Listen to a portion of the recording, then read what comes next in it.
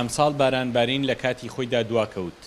ئەم حاڵەتە سروشتیە زیاتر بۆ جوتیاران دڵەڕاوکەی بێبەرهەمی دانەوێڵە و بەروبوومی کشتتوکاڵی دروست کردووە.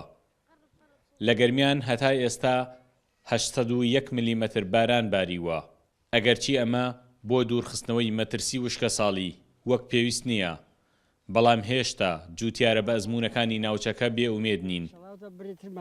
وشکە ساڵی تەواوی وشکە ساڵی باران نوارێ وشکە ساڵی بەس مادام باری تەواو ئەمەل هەیە بارانی بێت برا بارانی بێ قەناعەتی بێ بارانی بێت بێ قسیدە چکە پەرەیە چاکیدا. ڕووبەری زەوی کشتتوکاڵی لە ناوچەی گەرمیاندا بە زیاتر لە 1 ملیۆن دۆنم دادەنرێت.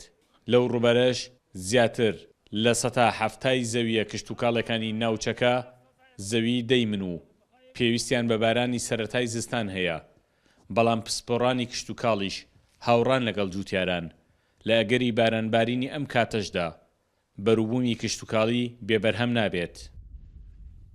ئەتوانم بڵێم کاریگەریەکانی کاتیە، بەڵێ خاکەکەی تەڕ کردووەتەوە، خۆرێکی باش بە دوایە هاتووە، ڕۆکەکانی چالا کردووە، بەڵام ئەگەر بێت و باران بە دوایدا نەیەت واتە لە مانگێکی دوای ئەوە بۆ نمونە کە ڕۆکەکان کە دانەوێڵە و کشتتوکاڵ پێویستی بە ئاوە لە کاتی خۆیان باران نەبارێ، من واتە سەورەکەم کە مەترسی وشکە ساڵی هەر ماوە و هیچ سوودێکی کشتتوکاڵی بەو ڕادەی کە خەڵک تێگەشتووە نەیگەیاندووە نەخێر.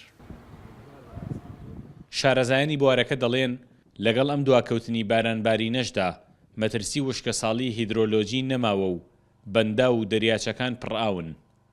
ئاوی ژێرزەویش ئاستی بەرزە، بە چەند تاوێکی تری باران بەروبوومی کشتتوکاڵی جوتیارانیش لە خەم دەردەچێت. سامانکەریم کورد چاد نیوز، کفری.